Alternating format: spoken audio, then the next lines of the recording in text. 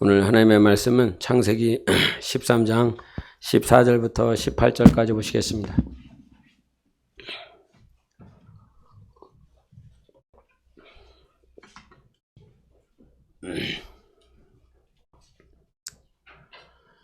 창세기 13장 14절부터 18절까지입니다. 교독하시겠습니다. 롯이 아브람을 떠난 후에 여호와께서 아브람에게 이르시되 너는 눈을 들어 너 있는 곳에서 북쪽과 남쪽 그리고 동쪽과 서쪽을 바라보라. 보이는 땅을 내가 너와 내 자손에게 주리니 영원히 이르리라. 네가 네 자손이 땅에 티끌 같게 하리니 사람이 땅에 티끌을 능히 셀 수 있을진데 네 자손도 세리라. 너는 일어나 그 땅을 종과 행으로 두루 다녀보라. 내가 그것을 내게 주리라. 이에 아브람이 장막을 옮겨 헤브론에 있는 마므레 상수리 수풀에 이르러 거주하며 거기서 여호와를 위하여 제단을 쌓았더라. 아멘. 한 절 더 보십니다. 여러분이 잘 아는 12장 1절을 같이 읽겠습니다. 12장 1절 시작.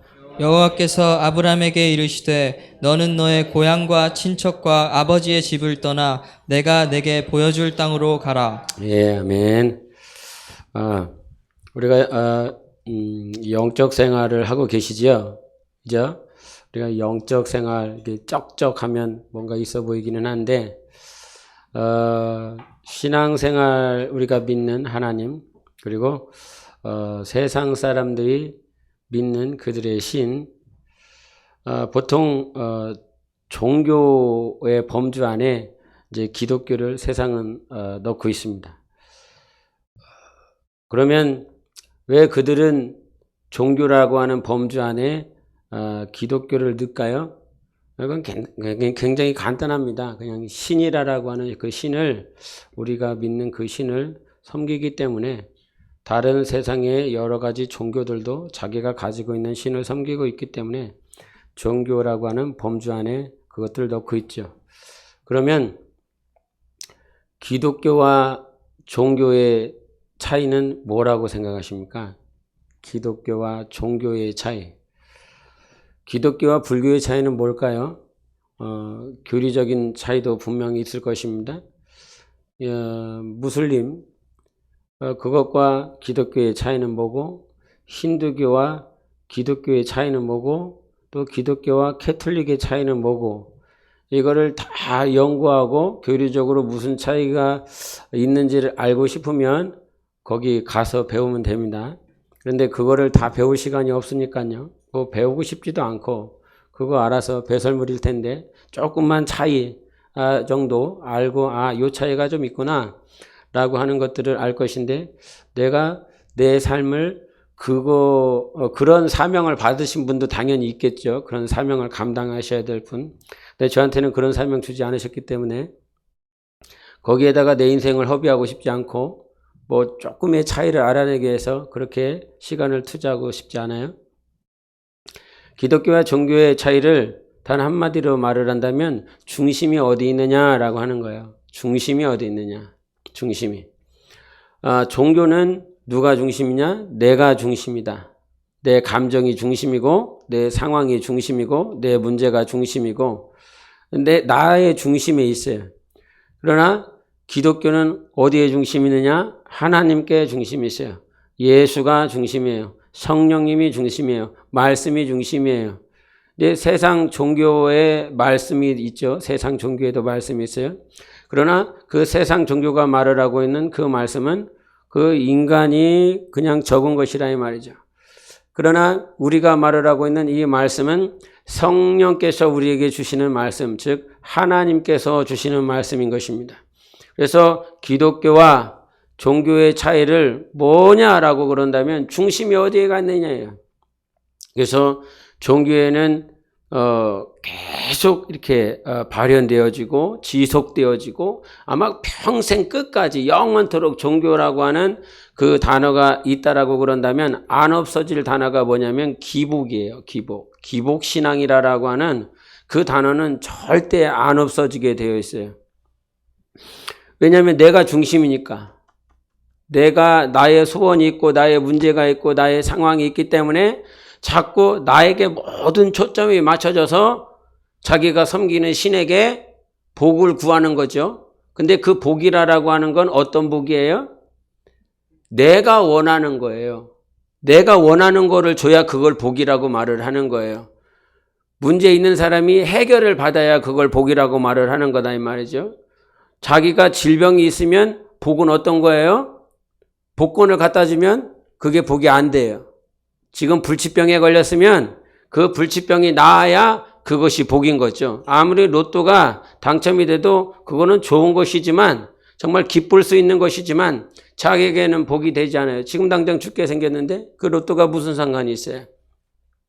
그래서 그리스도인들 가운데서도 기독교는 뭐가 중심이라고요? 하나님 중심이라고요. 말씀 중심이라고요. 말씀이 중심이고 하나님이 중심이고 성령님이 중심이에요. 할렐루야.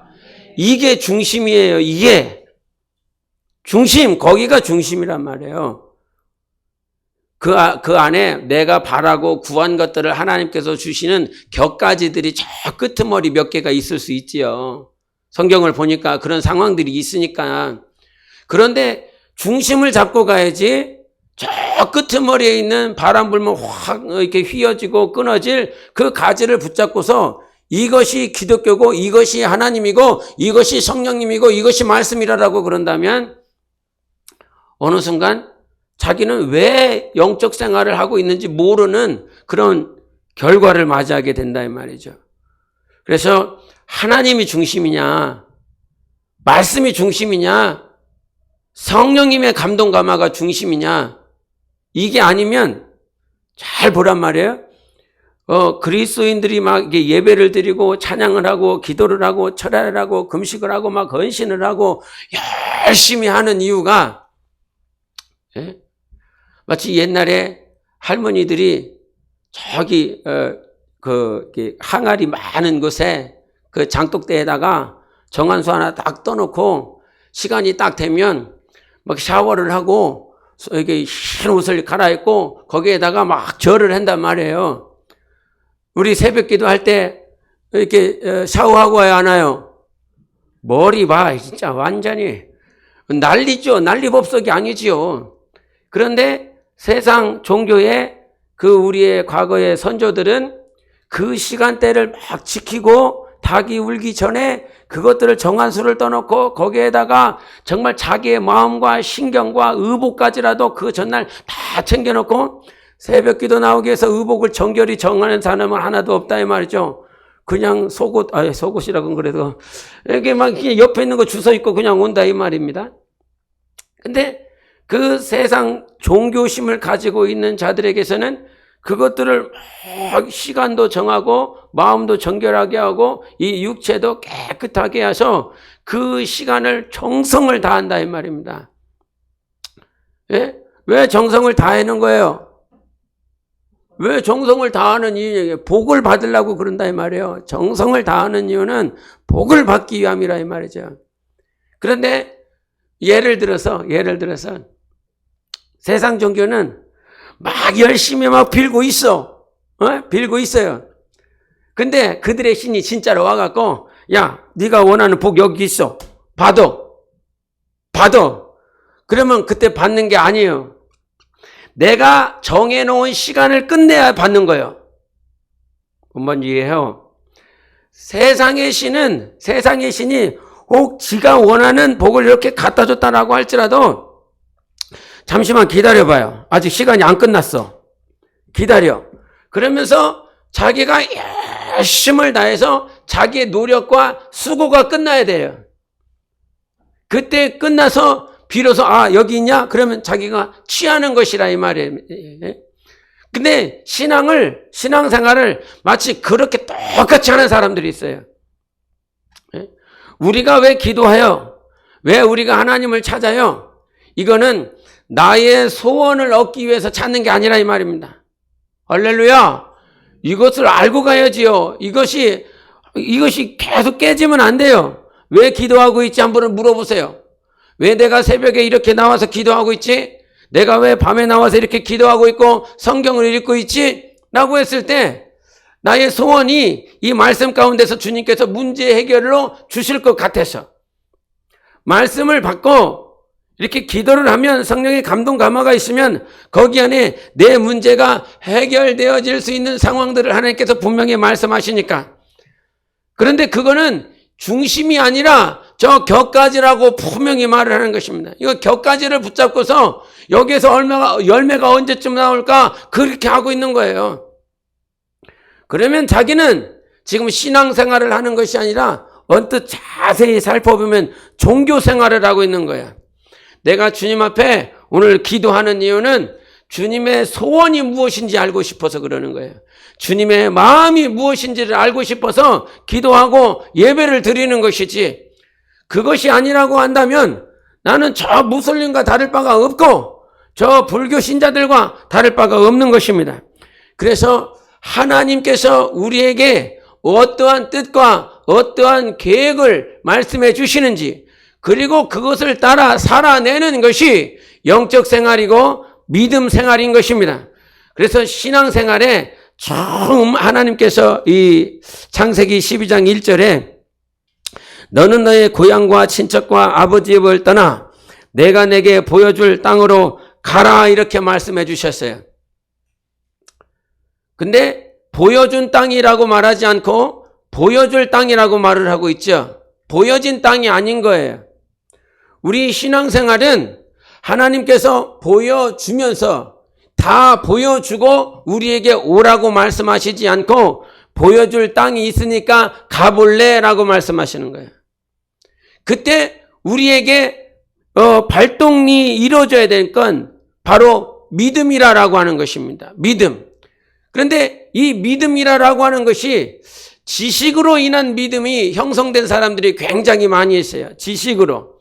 뭔가 보고 세상에 있는 많은 떠다니는 지식들을 이렇게 붙잡고서 하나님이 계시는구나, 하나님이 있구나 라고 하는 것들, 그래서 하나님을 믿기로 시작하고 하나님을 믿어보는 사람들이 있다 이 말이죠. 그 영화 제목 가운데 신은 죽지 않았다라고 하는 이 제목을 가진 영화가 한 1, 2, 3까지인가 나온 걸로 알고 있어요. 그런데 그 원에 보면 레리슨이라고 하는 교수하고 휘튼이라고 하는 이 학생이 이제 철학 교수인데 그 철학을 들을 수밖에 없는 그런 휘튼인 거예요. 근데 이 사람은 로스쿨을 가고 싶어요. 근데 이 철학 교수는 학점을 잘 주지 않는다. 그래서 여자친구가 있는데 너 로스쿨 가려면 철학 강의 들으면 안 된다고, 같이 믿는 자매인데도 불구하고 로스쿨에 가서 변호사가 되든 검사가 되든 판사가 되든 그런 길로 이렇게 나아가기를 원하고 같은 목적을 가지고 교제를 하고 있는데, 그 휘튼이 그 철학 수업을 듣겠다라고 그러니까 막 철저하게 반대를 하는 거예요. 그래서 결국은 그 자매가 그 형제한테 간곡하게 말을 해도 나는 이 강의를 들어보고 싶다.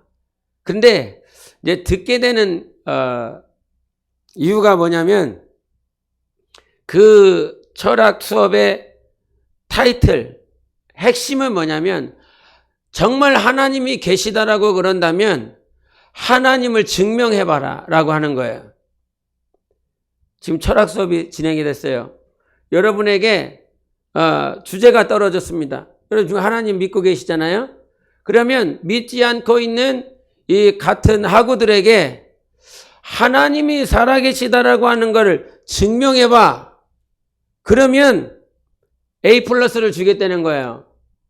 그런데 이 강의 가운데서 하나님은 없어, 하나님은 증명할 수가 없는 거야, 그렇게 증명할 수 없다라고 생각을 한다면 God is dead, 아버지가 아니라 하나님이 죽으셨다 이렇게 그 페이퍼에다가 쓰면 내가 너희들에게 학점을 다 줄 테니까 그렇게 쓰고 이 강의는 마친다. 얼마나 좋겠어요? 그 3글자 쓰면 그 교수가 A를 주겠다는 거예요. 그러니까 그 첫 강의에 왔었던 학생들이 다 그렇게 쓰는 거예요. 가리스 때 죽었다고. 하나님은 살아계시지 않는다. 죽었다. 근데 그 휘트니라라고 하는 청년은 이거를 쓸 수가 없는 거죠. 쓸 수가 없다고. 그래서 결국은 쓰지 못하고 있으니까 그 교수가 와갖고 왜 못 쓰고 있냐고. 그랬더니 나는 크리스찬이다. 아, 그러냐? 그래서 이제 옥신각신하다가 어떻게 결론이 내냐면 내가 너에게 3번의 기회를 줄게. 여기에서 강의를 할 수 있는 3번의 기회를 줄 테니까 이 3번의 강의를 통해서 네가 하나님이 살아있다라고 하는 것들을 저 학생들에게 증명하고 저 학생들이 인정한다면 내가 너에게 A를 주겠다. 그러나 그것을 3번의 기회를 줬는데도 증명하지 못한다라고 그런다면 너는 F다. 발등에 불 떨어진 거죠. 로스쿨 가려면 거의 다 A 이상을 학점을 받아야 되는데 F 학점을 받아버리면 이게 로스쿨을 들어갈 수가 없는 거예요. 그러니까 고민을 계속 하는 거죠. 고민하다가 결국은 그 친구가 성경을 읽으면서 이 강의를 반드시 들어야 되겠다라고 그러면서 창조론과 진화론의 차이에 대해서 공부를 합니다. 그리고 하나님의 윤리적인 관점, 하나님의 윤리가 무엇이냐라고 하는 것들을 계속 또 공부를 하는 거죠. 그래서 자기가 3번의 강의를 해요. 이제 3번의 강의를 끝나갈 때쯤 교수하고 그 학생 간에 이제 오고 가는 대화인 것입니다. 휘트니 말을 해요. 교수님의 수업이 철학입니까? 묻는 거예요. 반문하는 거예요. 이건 무신론도 아니고 반신론입니다. 모두 믿지 말라고 강요하시는 것입니다. 교수할 이렇게 선동해서 미신을 믿게 하겠다고 하는 거냐? 학생이 아니요. 하나님 뜻대로 선택하게 하는 겁니다. 교수가 이 수업 낙제하면 정신 차리겠느냐? 학생이 누굴 그렇게 미워하시나요? 접니까? 아니면 하나님? 왜 증오하십니까? 왜죠? 이제 대답을 못하고 있으니까 하는 말이 아주 간단한 질문입니다. 왜 하나님을 증오하십니까? 그렇게. 그랬더니 교수가 하는 말이 그 신이 내 모든 걸 빼앗았으니까 그래서 신은 내게 증오의 대상일 뿐이다. 이 한마디를 딱 끝내요. 생각이 있으신 분들은 뭔 말을 하고 있는지 알겠죠. 그러면서 마지막으로 휘트니 하는 말이 존재하지도 않는 하나님을 증오할 수 있습니까? 라고 하면서 그 강의가 끝나요. 아무런 말을 못해요, 교수가. 존재하지 않는 하나님을 증오할 수 있습니까?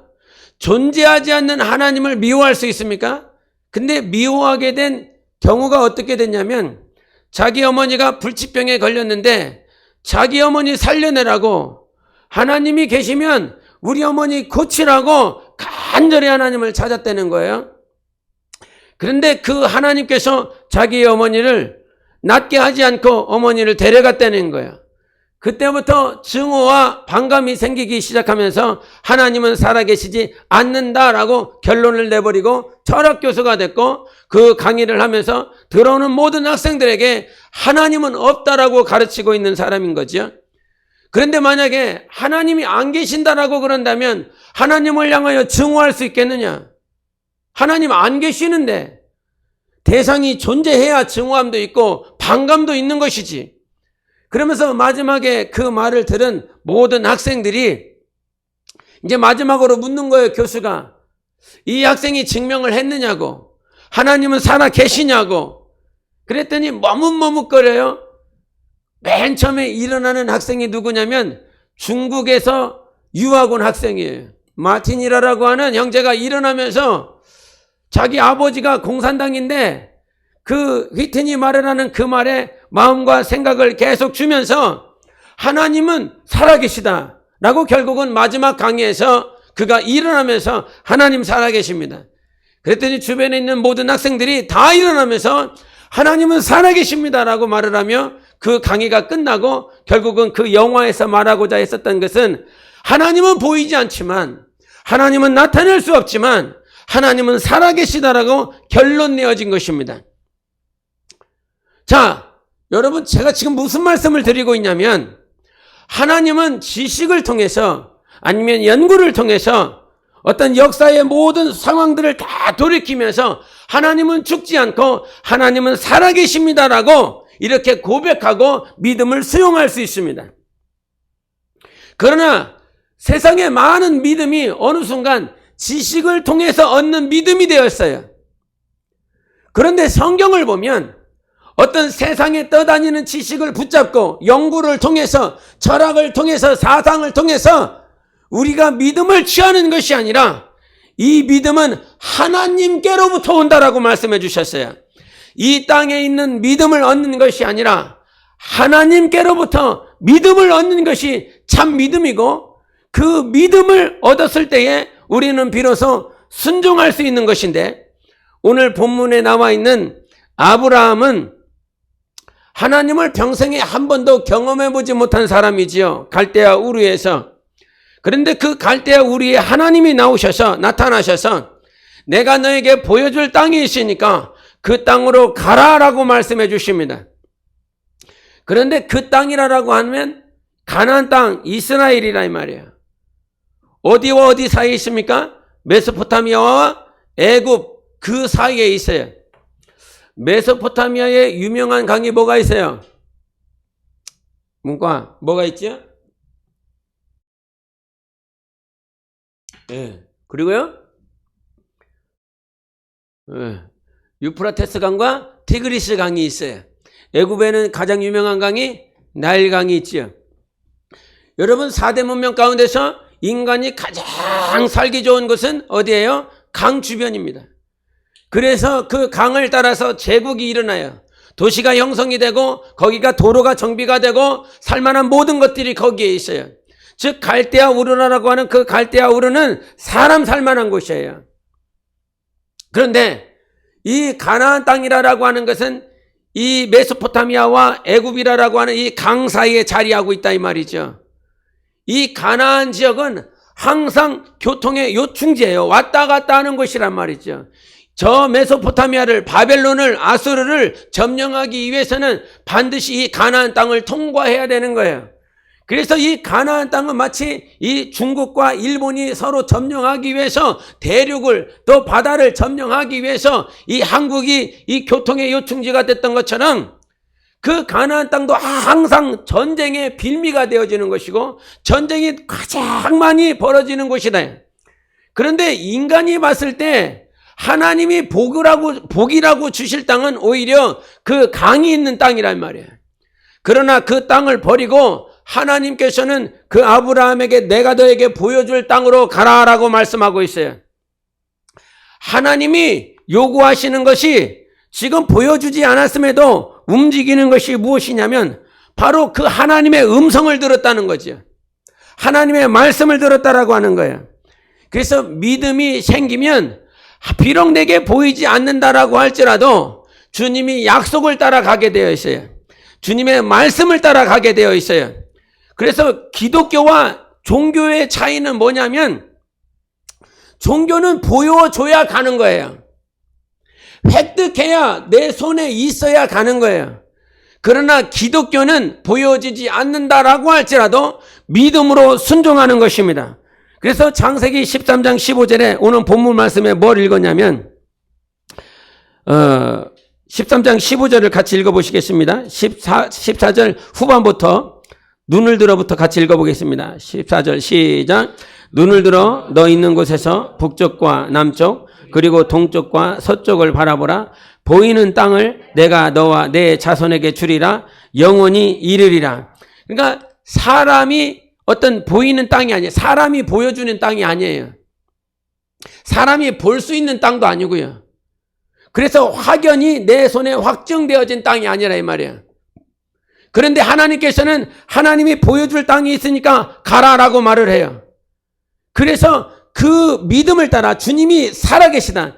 여기서 좀 전에 말씀을 드린 신은 죽지 않았다라고 하는 그 영화에서 지식적으로 얻은 믿음이 아니라 하나님께로부터 얻는 믿음은 비록 보이지 않는다라고 할지라도 우리의 영혼을 순종하게 하십니다. 그것이 진짜 믿음인 거예요. 아브라함을 통해서 하나님께서 주신 복을 한 3가지가 있는데 첫 번째가 뭐냐면 비록 보이지 않았지만 그 보이지 않는 땅을 향해서 하나님께서 가라라고 했을 때 순종함으로 말미암아 그 땅을 얻게 되어 있어요. 그 땅을 얻어요.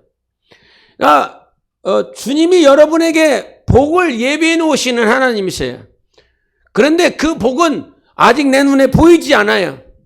그래서 여러분이 진정한 복을 누리기 위해서는 나의 수고로 노력으로 달려가려고 하는 것이 아니라 하나님이 주시는 말씀에 믿음으로 그것들이 순종되어질 때에 비로소 복을 받게 되어 있는 것이지요. 두 번째 아브라함이 받는 복이 무엇이냐면 창세기 17장 19절을 같이 보겠습니다. 창세기 17장 19절 시작. 하나님이 이르시되 아니라 내 아내 사라가 내게 아들을 낳으리니 너는 그 이름을 이삭이라 하라. 내가 그와 내 언약을 세우리니 그의 후손에게 영원한 언약이 되리라. 하나님이 말씀하신 그 땅, 믿음을 따라 그 땅을 향하여 들어갔을 때 하나님은 그에게 무슨 약속을 주시냐면 언약을 주시는데 그 언약은 어떤 언약이었냐면 다음 세대를 향한 복이었어요. 다음 세대가 복을 받는다. 여러분, 땅에 정착하지 아니하면 자손이 일어날 수가 없습니다.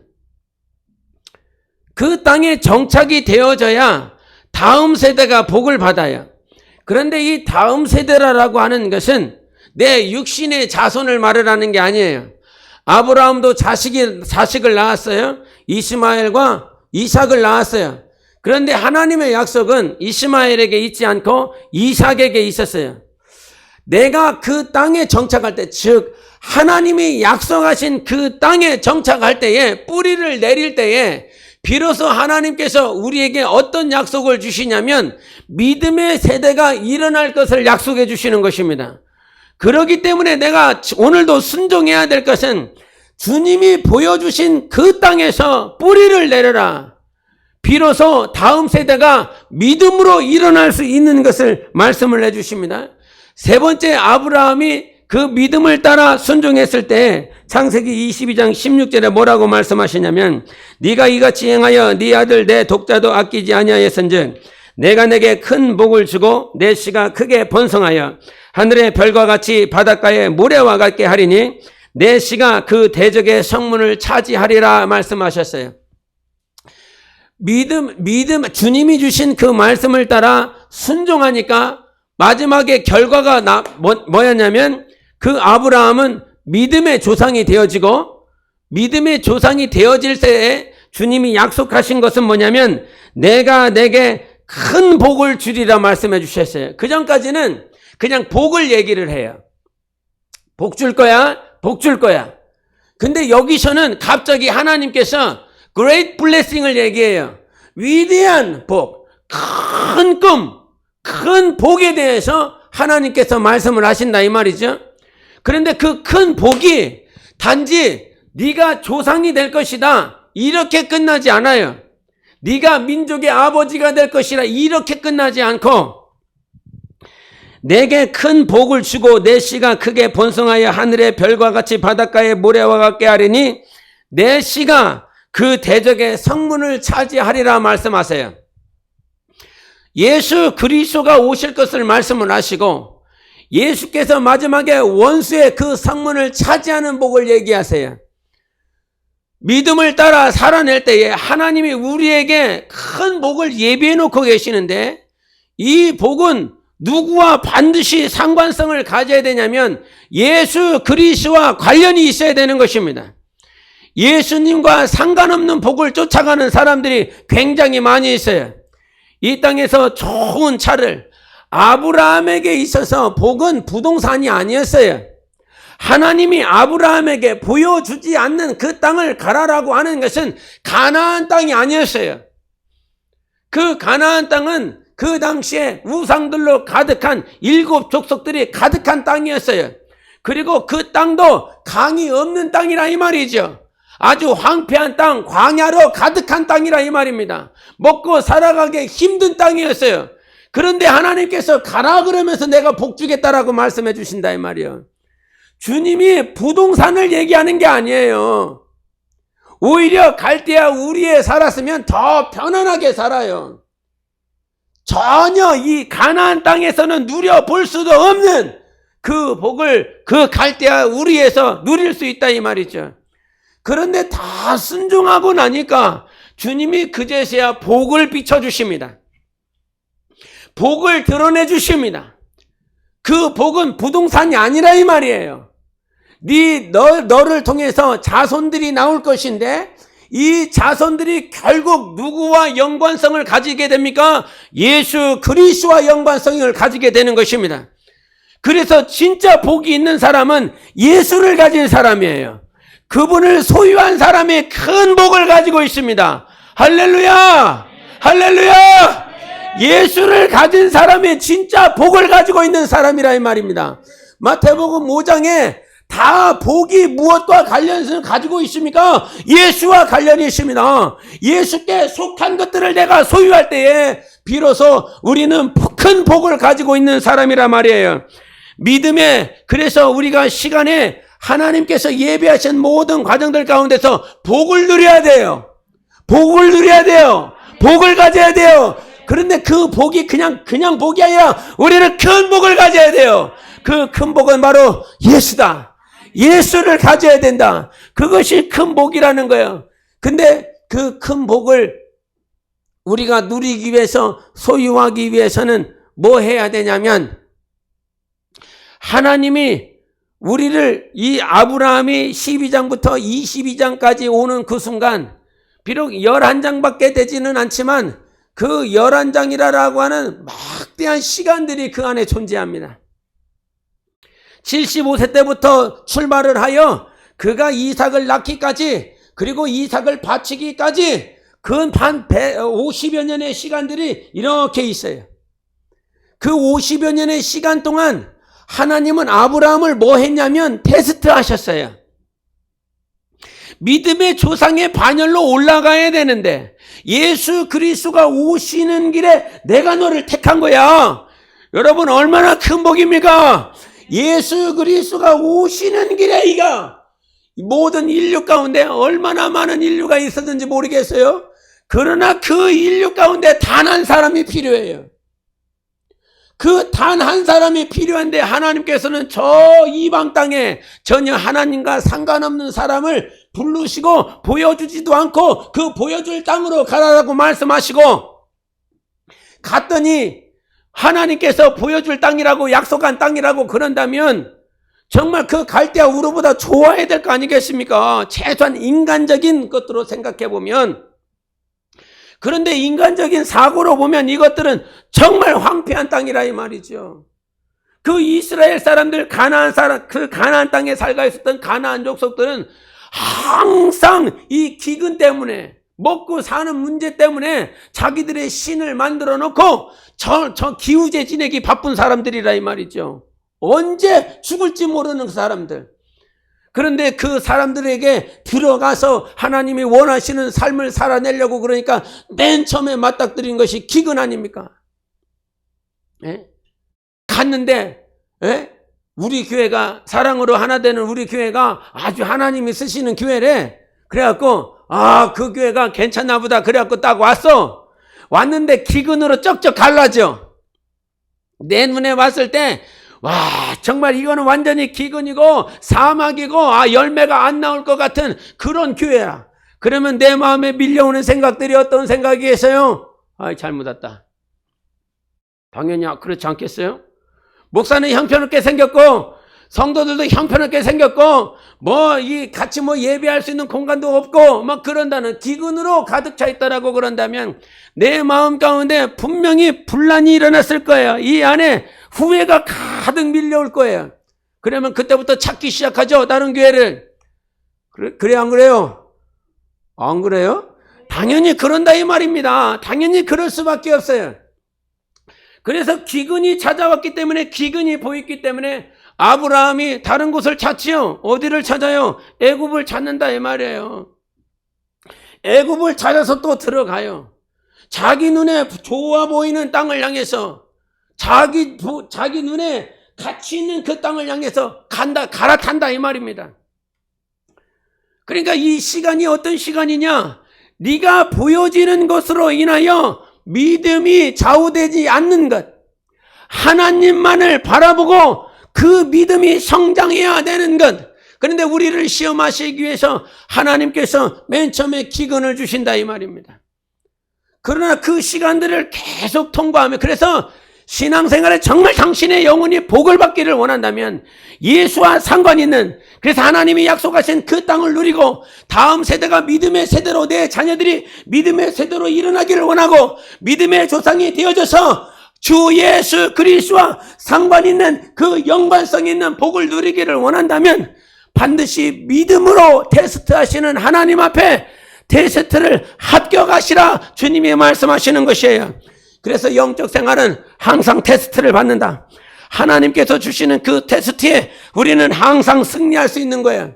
근데 그 땅이라고 하는 아브라함에게 주신 그 땅, 가라고 한 땅이 어딘지를 우리가 잘 알아야 되는데, 히브리서 11장을 보시겠습니다.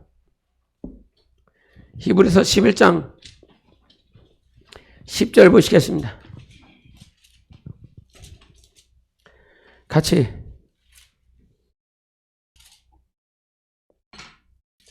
(8) 절하고 10절을 같이 읽겠습니다. 시작. 믿음으로 아브라함은 부르심을 받았을 때 순종하여 장래의 유업으로 받을 땅에 나아갈새 갈 바를 알지 못하고 나아갔으며. 10절. 이는 그가 하나님이 계획하시고 지으실 터가 있는 성을 바랐음이라. 자, 4개의 구절을 찾아볼 거예요. 뭘 읽었는지를 잘 읽어보세요. 11장 16절도 같이 보겠습니다. 16절 시작. 그들이 이제는 더 나은 본향을 사모하니 곧 하늘에 있는 것이라. 이러므로 하나님이 그들의 하나님이라 일컬음을 받으심을 부끄러워하지 아니하시고 그들을 위하여 한 성을 예비하셨느니라. 40절 봅니다. 시작. 이는 하나님이 우리를 위하여 더 좋은 것을 예비하셨은즉 우리가 아니면 그들로 온전함을 이루지 못하게 하려 하심이라. 마지막으로 12장 22절 읽겠습니다. 12장 22절 시작. 그러나 너희가 이른 곳은 시온산과 살아계신 하나님의 도성인 하늘의 예루살렘과 천만 천사와. 11장 8절부터 아브라함이 어떠한 모습을 보이냐면, 하나님께서 가라고 그랬는데 이 8절에 뭐라고 그러냐, 장래의 유업으로 받을 땅에 나아갈새 갈 바를 알지 못하고 나아갔다는 거예요. 어떻게 가야 될지를 모르는 거예요. 어느 방향으로 가야 될지를 모르는 거예요. 그런데 10절에 뭐라고 그러냐, 이는 그가 하나님이 계획하시고 지으실 터가 있는 성을 바랐음이라. 이 아브라함의 이 믿음 안에 뭐가 있냐면, 어디로 가야 될지 몰라, 어떻게 가야 될지 몰라. 그런데 아브라함은 뭘 가지고 있느냐, 하나님이 계획하시고 그리고 지으실 터가 있는 성을 바랐음이라라고 그랬어요. 아브라함이 간 땅은 그냥 보여지는 육신의 땅으로 그렇게 바라보고 가지 않고, 비록 어디로 가야 될지를 모르겠지만 첫 번째 그가 가지고 있는 건 이것은 하나님이 계획하셨다는 거였어요. 하나님이 나를 위해서 계획하셨고 그 계획하신 곳은 어떤 곳이냐면 지으실 터가 있는 성이라고 그랬어요. 파운데이션이 있는 터가 있는 성을 그는 바라보고 그것을 향해서 갔다라고 그랬죠. 그런데 그 성이라고 하는 것은 시티요, 하나님께서 16절에 하나님께서 예비하신 성이라고 말씀하셨고, 그 성이 있는데 그 성을 아브라함을 위해서 예비하셨다, 계획하셨다. 근데 이처럼 11장 40절에도 하나님은 우리를 위하여 예비하시는, 더 좋은 것을 예비하시는 하나님이시란 말입니다. 우리를 위해서 하나님이 예비하셨고 계획하시는 하나님이신데, 그 계획하시는 하나님이 결국은 땅이라고 하는 것, 성이라고 하는 것, 마지막에 12장 22절에 마지막으로 결론 내어지는 것은 그 땅은, 그 성은 바로 하나님께서 그 새하늘, 새 땅, 새 예루살렘 성이라고 말씀하고 있는 것이에요. 그래서 땅을 들어간 건 아브라함의, 그것은 과거의 비유요, 모형이고 그림자인데, 아브라함이 들어간 것은 바로 하나님이 예비하신 성이고 하나님이 계획하신 성인 거예요. 그 땅에 정착하고 그 땅에 뿌리 내리기 위해서 아브라함과 그 자손들이 한 것은 뭐냐면 항상 장막을 옮기는 것이에요. 내 삶의 거처를 옮겨요. 왜? 내가 그 땅에 들어가야 되니까. 헤브론에 가기 위해서 자기 장막을 옮깁니다. 자기 거처를 옮깁니다. 왜? 하나님이 약속하신 것은 헤브론이니까. 또 부엘세바에 옮깁니다. 그 부엘세바에 옮길 때, 부엘세바로 옮길 때에 가장 먼저 하는 것은 자기의 장막, 자기의 거처를 옮겨서 부엘세바로 나아갑니다. 왜? 하나님께서 약속하신 땅이 있으니까요. 그 땅에 정착해야 내가 비로소 땅의 유업을 기업으로 받고 내 믿음의 자손들이 믿음의 세대로 이스마엘이 나오는 것이 아니라 이삭과 같은 믿음의 자손들이 나오기 때문에 자기의 거처를 옮기고 그 땅을 향하여 나아가는 것입니다. 그리고 믿음의 조상이 되어서 그 땅에서 예수 그리스도와 연관성을 누리고 큰 복을 누릴 수 있기 때문에 자기가 먼저 하는 것은 자기의 장막을 옮겨서 그 땅을 향하여 가는 것입니다. 하나님은 하나님이 약속하신 땅에 정착하고 뿌리 내리고 하나님이 주시는 복을 누리기를 원하시는 것입니다. 그래서 처음부터 죽을 때까지 이 아브라함이 어디에 죽습니까? 그 헤브론 땅에 죽습니다. 근데 그때에 해쪽 속으로부터 막벨라 굴을 은 400세겔로 얻어요. 그 막벨라 굴에 들어간 사람이 누가 있습니까? 맨 처음에 자기 아내가 들어갔지 않습니까? 사라가 들어갔어요. 아브라함이 들어갔어요. 이삭이 들어가고 리브가가 들어가고 레아가 들어갔어요. 야곱이 들어갔어요. 그리고 맨 마지막에 저 애굽 땅에 있었던 요셉마저도 그 시신을, 그 시체를 저 막벨라 굴에다 넘겨요. 그냥 거기서 죽었으면 심간편하게 거기서 죽으면 되지. 거기서 화장을 하고 거기서 무덤을 만들어서 끝내면 되는 것이지. 왜 그때요 요셉과 야곱이 죽은 그 시신을 저 막벨라 굴에다 그 땅에다가 하나님께서는 옮기라고 말씀을 하셨을까? 이것이 바로 하나님께서 약속하신 땅에 대한 믿음을 보는 것입니다. 하나님이 약속하신 땅에 들어가고 내가 죽어서도 그 약속의 땅에서 죽는 것. 하나님께서 약속하신 그 땅에 내 모든 것들을 바치고 가는 것, 죽는 것, 그것이 신앙이라 이 말이에요. 하나님께서 갈렙에게 약속하시잖아요. 갈렙과 여호수아에게 허락할 그 땅을 이미 약속해 주셨는데 40년이 지나고 난 다음에도 아무런 어떤 여호수아가 움직임이 없으니까 그 땅을 기업으로 나눠주는 그 시즌에 갈렙이 여호수아를 찾아가서 당신이 들으셨지요? 하나님이 약속하셨지요? 하나님이 내게 약속하신 그 땅이 있으니 그 땅을 나눠주시오. 그 땅을 40년이 지나도 잊지 않고 있어요. 여러분, 하나님은 우리에게 땅을 약속하십니다. 이 땅은 결국은 뭐라고요? 새 예루살렘 성이라고요. 하나님의 도성이라고요. 그래서 우리는 그 땅에 들어가야 되고 그 땅이 마지막이어야 되는 것입니다. 다른 곳이 있어서는 안 돼요. 그 땅이 끝인 거예요. 그 땅이 마지막이어야 되는 거예요. 그래서 그러니까 아브라함이 그 막벨라 굴이다라고 하는 약속의 땅, 하나님이 너에게 보낼 그 땅에서 죽어야지. 하나님이 너에게 약속하신 그 땅에서 죽어야지. 약속하신 땅에서 죽으면 안 된다는 거죠. 그래서 다 돌아와요. 비록 외국에서 죽었다라고 할지라도 하나님이 약속하신 땅, 그 땅을 향하여 돌아오는 것입니다. 여러분, 이것이 하나님이 우리의 영혼에게 약속하는 거예요. 우리 영혼에게 말씀하는 거예요. 비록 외국이라고 하는 애굽에 살고 있지만 애굽의 음이라고 하는 말은 사망의 뜻이에요. 사망, 흑암. 바로 밑에 있는 그 애굽은 애굽 자체가 사망이에요. 흑암이에요. 그런데 그 애굽이라는 땅에서 흑암에 있는 사망 권세자 아래, 원수 마귀 아래 우리는 나그네처럼 살고 있습니다. 400년 동안 나그네로 살지요. 우리도 나그네로 살아요. 그러나 이곳이 마지막이 되어서는 안 되는 것이라. 이 땅이 마지막이 아니라 우리는 더 하나님의 도성, 천만 천사, 천군 천사가 오늘도 주님을 찬양하는 그곳으로 돌아가야 되는 것입니다. 그 돌아가기까지 아브라함은 하나님의 테스트를 합격하는 사람이 된 것입니다. 우리 주님은 우리를 테스트하시는 하나님이십니다. 그래서 주님께서 요한복음 17장 22절에 간곡히 아버지께 기도하는 것은 무엇이냐면, 아버지, 내가 아버지와 하나가 된 것처럼 저들도 우리가 하나가 되게 하옵소서. 하나가 되는 것, 하나가 돼야 되는 것, 예수 그리스도와 하나가 돼야 되는 것, 주님과 하나 돼야 되는 것, 그것을 오늘 주님께서 우리에게 요구하시는 것입니다.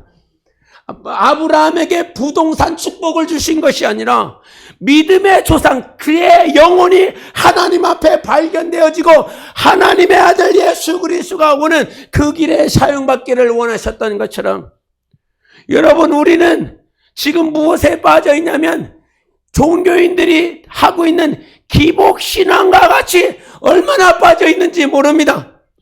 주님이 우리에게 요구하시는 것은 예수 그리스도와 하나 되는 것입니다. 우리의 형상을 따라 지음을 받았다. 우리의 형상을 따라. 그래서 사람들이 비록 예수를 믿지 않는데도 죽으면서 하는 말이 뭡니까? 옛날에 김수덕 권사님 소천하시고 거기다가 그 비석이 이렇게 있을 때 거기다가 십자가가 없고 뭐 불교인데도 불구하고 하늘에서 만납시다. 하늘에서 봅시다. 뭘 만나? 하늘이 없었다며. 하늘이 없다며. 천국이 없다며. 예? 천국이 없고 하늘이 없다라고 평생 살라고 고백한 사람들이 왜 그 비석 앞에서는 하늘에서 다시 만나자고 그래? 예? 이거는 하나님이 우리에게 주신 본성이에요. 본성. 예? 비록 우리의 육신은 흙으로 돌아가지만 우리의 영혼은 안다 이 말입니다. 우리의 영혼은 하나님께로 돌아가고 싶은 거예요. 저 하나님의 나라, 그 새 예루살렘에 돌아가고 싶으신 거예요. 그것이 우리 영혼에 주신 하나님의 소망인 거예요. 잠언 3장에도 보면 하나님은 우리에게 주신 것이 있어요. 우리 영혼에 주신 것이 있어요. 우리 마음에 영원히 살고자 하는 마음을 주셨다 이 말이에요. 영원히 살고자 하는 마음을 하나님께서 우리에게 부어주셨기 때문에 우리는 생명을 소유하고 싶은 갈망이 있어요. 아버지가 우리에게 생명 주지 않아요. 나를 잘 가르치는 사람이 생명을 줄 수 없어요.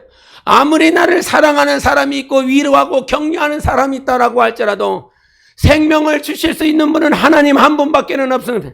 오직 하나님만이 우리에게 생명을 줘 저 하나님께로 갈 수 있도록 길이 되어 주신 것이에요. 그래서 내가 곧 길이요 진리요 생명인 것입니다. 예수가 생명이라 그분만은 우리에게 생명을 주세요.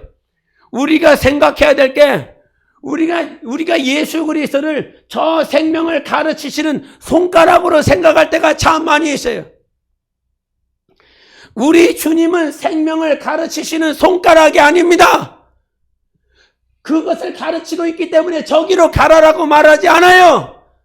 그 손가락이 아니라 예수 그리스도가 생명이에요. 그래서 항상 말씀하시는 것이 나에게 오라고 말씀하십니다.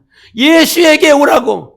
침례 요한은 뭐라고 말씀하십니까? 그에게 가라고 말을 합니다. 예수에게 가라고 말을 합니다. 왜? 그는 생명이 아니에요. 주님만이 생명이시라 그 생명 대신 예수 그리스도에게로 우리는 가야 되는 것입니다. 그래서 그 예수 그리스도께 가기까지 우리는 수많은 테스트를 받는데 그 테스트의 여정 가운데서 우리가 처음 하는 게 뭐냐면 갈등과 고민하는 신앙생활을 할 수밖에 없다는 거예요. 뭐 한다고요? 갈등하고 고민을 해요. 어떤 사람들은 예수를 믿을 때 있어서 당신은 갈등이 없냐고 고민을 하는 게 염려가 없냐고 그러면 하는 말은 뭐냐면 난 고민이 없다고 갈등하는 게 없다고 다 평안하다고 다 평안하다고 그래요. 왜 평안한지 알아요? 그의 믿음이 가짜기 때문에 그래요. 신앙생활을 하면 내 안에 갈등할 일들이 얼마나 많이 있어요. 갈등하기 때문에 기도해야 될 일이 얼마나 많이 있습니까?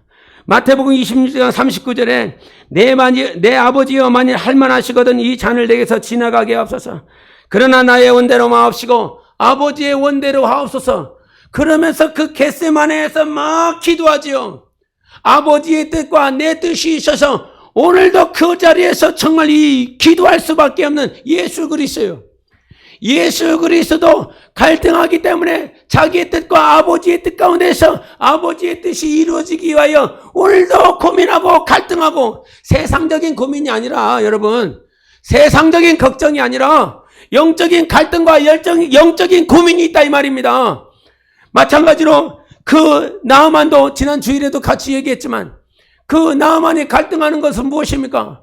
비록 치유받았다라고 하지만 자기 고국으로 들어갔을 때 림몬 신당에 누구와 함께 들어가야 돼? 그 아람 왕과 들어가야 된다 이 말이에요. 그 아람 왕이 자기의 손을 붙잡고 들어가기 때문에 그 왕의 부탁, 왕의 그 간청을 어떻게 거절할 수가 없어서 아람 왕 때문에, 그 사람 때문에 갈등하고 고민하는 그 모양이 엘리사 앞에 그대로 보인다 이 말이죠. 사람 때문에 고민할, 환경 때문에 고민하고 그것 때문에 갈등하고, 그것이 우리의 신앙생활이에요. 드와이트 무디가 자기가 아는 성도가 양조장을 이렇게 개업을 하는데 그 개업하는 그 개업 예배에 많은 목사님들이 가서 크게 그것을 개업을 하니까, 그래서 그것들을 개업하는 과정 가운데 수많은 목사들이 축하하고 복을 빌어주고 이것이 잘 되어 하나님의 나라를 위해서 사용받을 수 있도록 계속 말씀부터 축사부터 계속 그와 같이 진행이 되더라 이 말이죠. 근데 맨 마지막에 드와이트 무디가 그 순서를 맡아서 이제 마지막으로 기도를 하는데, 그가 기도하는 것은 무엇이냐면, 하나님의 뜻대로 이 양조장이 망하게 하여 주시옵소서. 이 양조장이 철저하게 망하여 정말 하나님의 뜻이 이 땅에 증거가 되어지고 주 예수 그리스도를 믿는 자들이 나오게 하여 주시옵소서. 이 양조장이 성공하면, 성장하고 번성케 되면 이 양조장에서 만들어지는 온갖 술과 알코올로 인하여 많은 청년들이, 많은 세대가 죽어나갈 것이요, 하나님을 부정할 것이요, 하나님 앞에 나오지 아니할 것입니다. 그러므로 이 양조장을 철저하게 망하게 하여 주시옵소서. 저 같으면 못할 것 같아요. 그 앞에서 다 축사를 냈는데. 근데 그 사람이 그래도 기도하는 사람이라 마지막에 그 기도했었던 드와이트 무디의 그 간절한 기도를 가지고 자기 집으로 돌아가요. 집으로 돌아가면서 기도하고 하나님의 뜻은 무엇인지, 하나님의 뜻은 어디에 있는지 갈등하고 고민하고 기도하는 것입니다. 왜 기도하는 거예요? 갈등이 있기 때문에 그러는 거예요. 기도 안 하는 사람은 갈등할 일이 없어요. 고난이 없는 사람은 기도가 없어요. 그냥 아무런 문제가 없으니까 주님 앞에 구할 것이 없어요. 그것은 신앙이 아닙니다. 근데 이는 돌아가서 새벽 맞도록 기도합니다. 그리고 기도하고 결론을 내립니다. 하나님의 뜻은 양조장이 개업되는 것이 아니고 이 양조장을 통해서 알코올과 술이 이 미국 전역에 전파되는 것이 아니라 여기서 끊어내는 것이 하나님의 뜻이다. 그리고 결정하고 와서 아침에 무디를 찾아갑니다. 제가 결정했습니다. 이거 하지 않도록 할 것입니다. 그리고 이 땅을, 이 소유지를 목사님께 드리겠습니다. 그리고 이 땅이 부흥의 땅이 되게 하시고 이 땅을 통해서 하나님의 일을 하게 하여 주시옵소서. 그 당시에 무디가 가지고 있었던 하나님 앞에 드려지는 기도가 무엇이었냐면, 전 세계에 복음이 증거되어지고 선교사가 일어나기를 원하는데 그 선교사들을 이렇게 훈련시킬 곳이 없었어요. 그래서 그것들을 놓고 기도하고 있는 중에 그 시간들을 허락했고 그 양조장 사장이 마음을 바꿔먹게 되어서 결국은 그것이 이 드와이트 무디를 통해서 그 선교사들이 만들어지고 훈련되어지고 전 세계에 파송되어지는 그 선교지가 되었어요.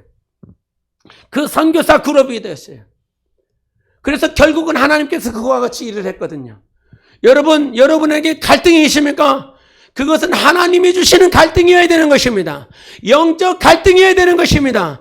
그 갈등을 통해서 하나님은 우리를 부르시는 것이에요. 그래서 그 갈등하는 과정 가운데 우리가 항상 유념해야 될 것은 무엇이냐면 무엇이 복음인지를 알아야 돼요. 복음이 들려질 때 여러분 갈등하게 되어 있는 것입니다. 하나님의 명령이 왔을 때 갈등이 되어지는 것이지 내가 좋고 좋은 거 그런 인정으로 휩싸인 거 그것에는 갈등이 없어요. 명령이 오니까 갈등이 있다. 명령이 오니까 고민이 된다. 근데 그 명령은 무엇이냐면 복음이에요.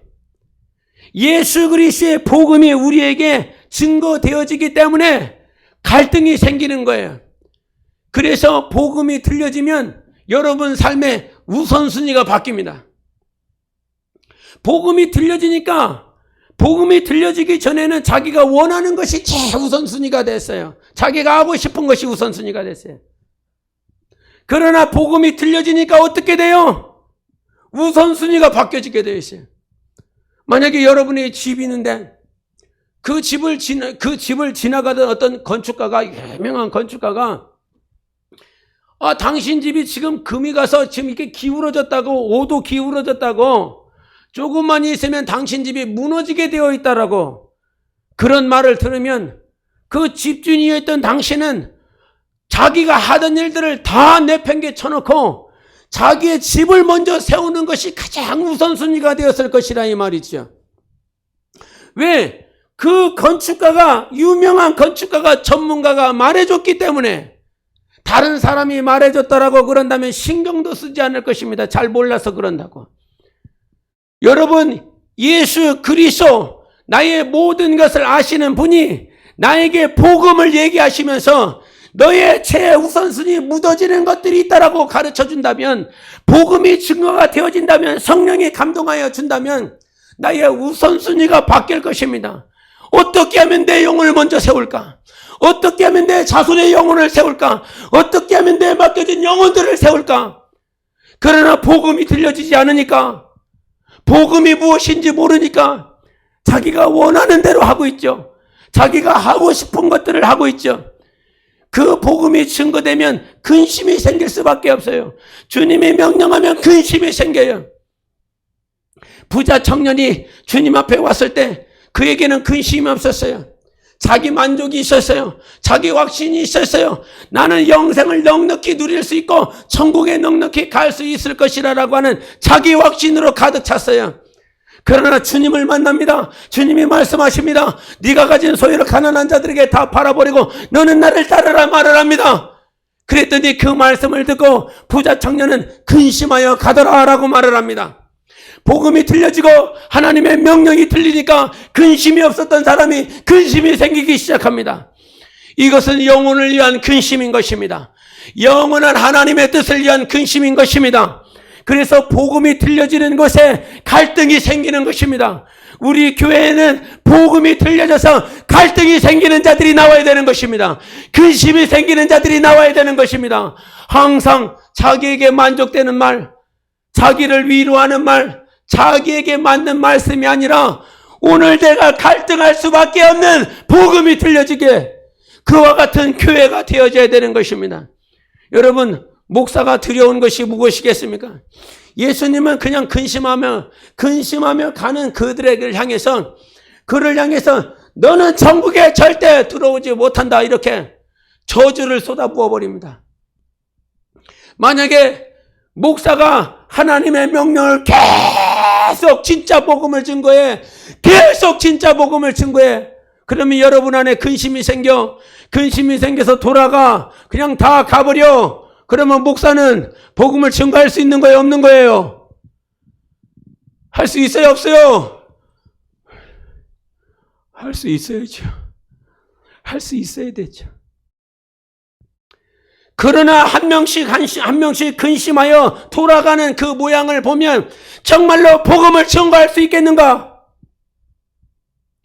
여러분이 경성에서 여러분이 깨어서 들어야 될 것은 무엇이냐면 오늘 이것이 조신양 목사의 말이냐 아니면 성령이 교회에 하시는 말씀이냐, 그것이 아니면 들을 이유도 없고 내가 시간을 다 들여서 오늘 수고할 이유가 전혀 없어요.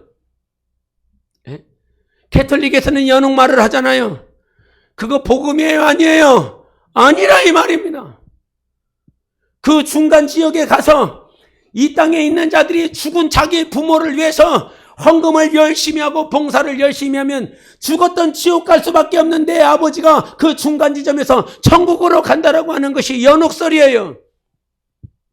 그러나 성경은 중간 지점이 없습니다. 천국 아니면 지옥입니다. 지옥 아니면 천국입니다. 제가 여러분에게 항상 설교를 하면서 여러분은 천국 갈 수 있어요? 괜찮아요. 오늘 예배 드리는 거 보니까 천국 갈 수 있네요. 천국 갈 수 있습니다. 이런 말씀, 달콤한 말씀만 계속 전해주기를 원합니까? 아니면 당신들 가운데서 정말 천국에 갈 수 있는 사람이 몇 명이나 되겠습니까? 라고 말을 한다면 어느 말씀에 귀 기울였습니까? 수많은 목사들이 어려움을 겪는 것이 오늘도 싸워야 되는 것이 무엇이냐면 성도들 근심하게 하지 말라는 거죠. 성도들이 힘있게 하고 능력있게 하고 소망을 주고도 지금 이 세상 가운데서 살아가기 바쁜데 저도 알아요.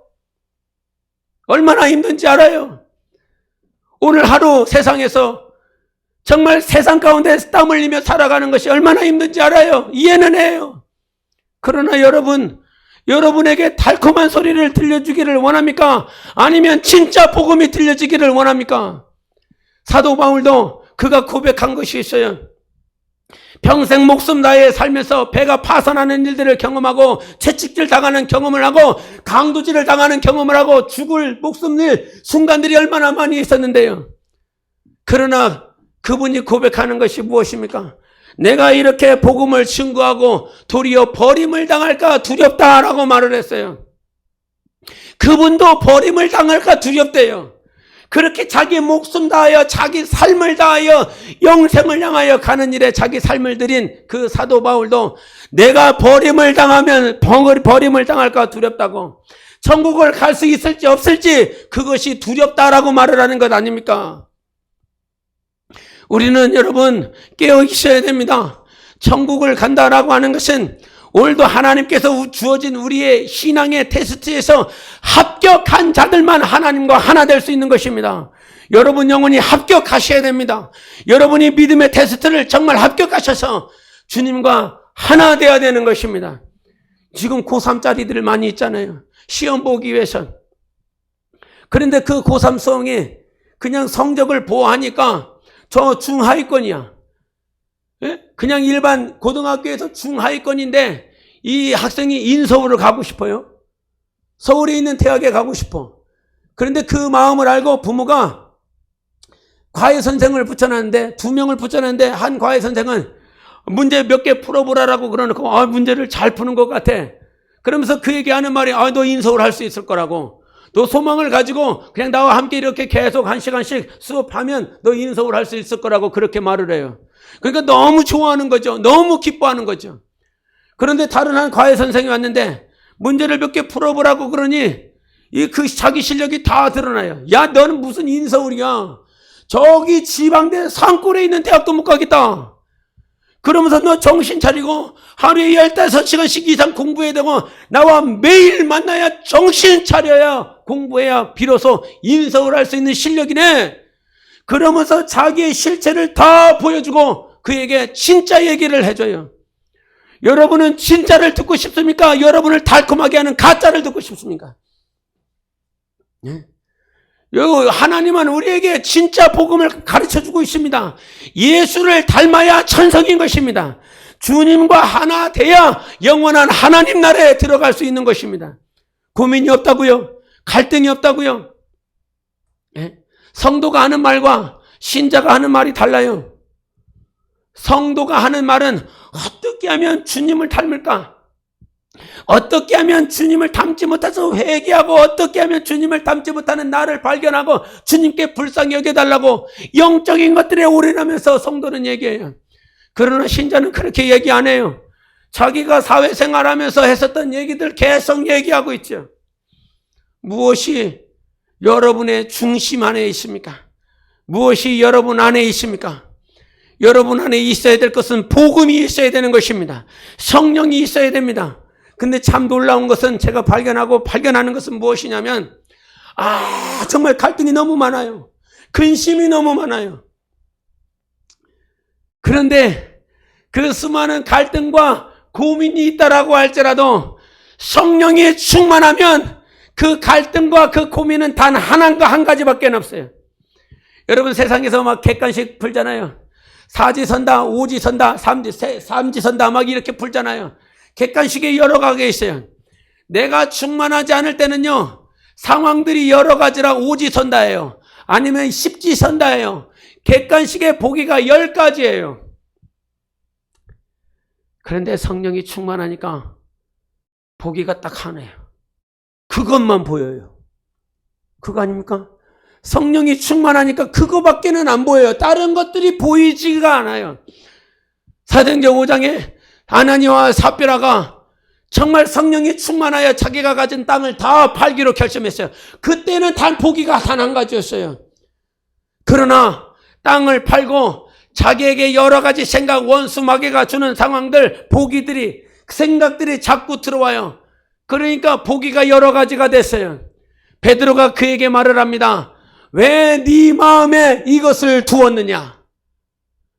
성령이 주셔야 될 그 마음만 그 자리에 있어야 되는데 왜 원수가 갖다주는 그 마음을 그 자리에 두고 있느냐라고 말을 합니다. 여러분, 오늘 우리 안에서 비워내야 될 것이 있습니다. 성령이 주시는 마음만 가지고 있어야 됩니다.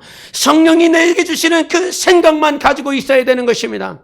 제가 이번 주간도 그렇고 지난 한 주간도 그렇고 계속 하나님께서 제게 주시는 말씀이 무엇이었냐면 데살로니가전서 5장 19절부터 22절까지의 말씀이었어요. 그때 거기서 뭐라고 말을 하냐면 성령을 소멸하지 말고 예언을 멸시하지 말고 범사에 좋은 것을 헤아려 그것을 취하고 악은 모양이라도 버리라라고 말씀해 주셨습니다. 여러분, 좋은 것이 범사에 좋은 것을 헤아려 취해야 되는데 그거 지금 취할 수 있는 분별력이 있습니까? 네? 하나만 있으면 취할 수 있어요. 보기가 하나면 범사에 좋은 것이 하나면 그것을 취할 수 있는데 악은 모양이라도 버려야 되는데 악의 모양들이 여러분에게 얼마나 가득 차 있습니까? 그러면서 위에서 하시는 말씀이 그거예요. 성령을 소멸하지 마. 성령 소멸하지 마. 성령은 소멸되시는 영이십니다. 하나님은 성령은 우리 안에 영원히 계시지만 소멸된다는 것은 사라진다는 말이 아니라 성령이 우리 안에서 일하시지 않겠다는 것입니다. 성령을 무시하면 성령이 여러분 안에서 일하시지 않습니다. 예언을 무시하지 마세요. 설교를 무시하지 마세요. 말씀을 읽으며 감동받은 그 말씀을 무시하지 마세요. 성령은 일하시지 않습니다. 그것이 제가 한 2주 동안 계속 붙들며 사는 것입니다. 악은 모양이라도 버리라. 그 모양 껍데기라도 버리라는 것입니다. 안에 있는 실체를 맛보면서 취하는 것이 아니라 그 실체도 있을 것 아닙니까? 껍데기가 있으니까 이 안에 있는 속도 있을 것 아닙니까? 이 속을 맛보고 난 다음에 후회하는 것이 아니라 이 껍데기만 보고서라도 이것을 버릴 수 있는 능력이 있어야 된다는 것이에요. 성령은 그렇게 인도해 주시는 영이십니다. 성령은 그렇게 여러분 안에서 역사하시는 영이십니다. 이 모양 철저하게 버리게 하시고 그 하나님의 말씀, 예언이라고 하는 것은 마치 무당이 너 동쪽 가봐라 서쪽 가봐라 하는 그것이 예언이 아니라 성령의 감동을 받아서 써진 하나님의 말씀의 예언이요, 성령의 감동을 받아 전하는 이 설교가 하나님이 여러분에게 주시는 예언이라는 것입니다. 이 예언을 무시하면 성령이 여러분 안에서 일하시지 않습니다. 이 예언을 무시하면 성령께서 좋은 것을 취하게 하실 때에 악의 모양만 찾다가 우리의 인생이 끝나게 되어 있는 것입니다. 그래서 목사가 오늘도 계속 기도하는 것은 여러분 안에서 하나님의 영이 영광 받으시기를 예수 이름으로 축원합니다. 성령님을 높여주세요. 성령님의 말씀을 높여주세요. 내 생각은 철저하게 무너뜨릴 수 있도록 성령님 영광 받아 주시옵소서. 하나님 영광 받아 주시옵소서. 이것이 우리의 기도 제목인 것입니다. 주님께서 약속하신 그 땅에서 뿌리를 내리고 믿음을 따라 살아내세요. 성령을 따라 살아내세요. 믿음이 하나님께서 주시는 그 테스트를 믿음으로 말미암아서 반드시 합격하여 큰 복을 누리시기를 바랍니다. 그 주신 땅에 들어가고 그 약속의 땅에서 죽는 자가 되기를 원합니다. 그 김순덕 권사님 장례를 치르면서 그 당시 상황이요, 이 딸이 일본에서 올 수 없는 상황이었어요. 일본에서 안 보내주겠다라고 하는 상황이었어요. 그럼에도 그 딸이 사정하여 어머니가 돌아갈 지경이 소천할 지경이 됐으니 나를 꼭 보내달라고 사정해서 결국은 이미그레이션 통과해서 이렇게 왔어요. 그런데 그 안에 그 딸 안에는 고민이 있었어요. 내가 이렇게 이제 돌아갈 날이 있는데 내가 돌아가고 나서 어머니가 소천하면 다시 돌아올 수 없는 상황이라. 코로나 때문에 한 번만 그 정부에서 이것을 허락해 줬기 때문에 다시 돌아가서는 다시 나올 수 없는 상황이라. 그래서 이 마음 가운데서는 어머니가 그런 마음을 있어서는 안 되지만 어머니가 내가 있을 때 돌아가실 거면 내가 있을 때 돌아가기를 원하는 그런 마음들을 가지고 있었죠. 당신 그 손으로 어머니를 다 정리해드리고 싶은 마음들이 있었어요. 그러면서 다 이렇게 정리되어지는 과정들. 딸이 들어왔고 그 딸이 또 어머니의 그 육신을 시신을 정리하고 마무리 다 되고, 제가 그 장례 3일 동안 하면서 말씀을 전하면서 느끼는 것이요, 제 안에 얼마나 큰 평안이 있었는지 몰라요. 다른 예배와 같지 않았어요. 다른 죽은 자의 어떤 장례와 같지 않고 이분에게 말씀을 장례 절차 가운데 말씀을 전할 때마다 제 안에 참 평안이 있었고 하나님께서 이의 영혼을 받으셨다라고 하는 것이 이 안에서 절절히 느껴졌어요. 그리고 3일 동안 좋은 날씨에 또 그 마지막 이렇게 발인하는 그 날짜까지도, 그 시간까지도 너무너무 기뻤어요. 돌아오는 발걸음까지도 너무너무 기뻤어요. 죽은 것이 아니라 그냥 끝난 것이 아니라 저분이 저 하나님의 나라에 아름답게 하나님 품에 가셨다라고 하는 것이 이 영으로 그냥 참 기뻤어요.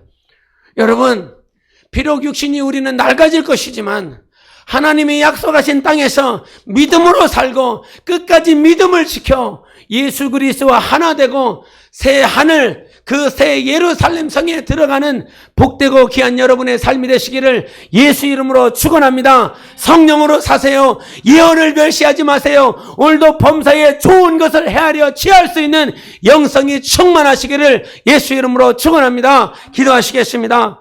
하나님은 오늘도 우리에게 더 좋은 것을 예비하시는 하나님이십니다. 하나님이 계획하신 그 복을 소유할 수 있도록 하나님께서 믿음으로 살라 말씀하여 주시는 것입니다. 성령님, 오늘도 나를 가르쳐 주시옵소서. 성령님, 내 안에서 역사하여 주시옵소서. 내 삶에 사지선다, 오지선다의 삶이 아니라 오직 하나만 보일 수 있도록 내가 성령으로 충만하기를 원합니다. 성령이여 가르쳐 주시옵소서. 우리 함께 기도하시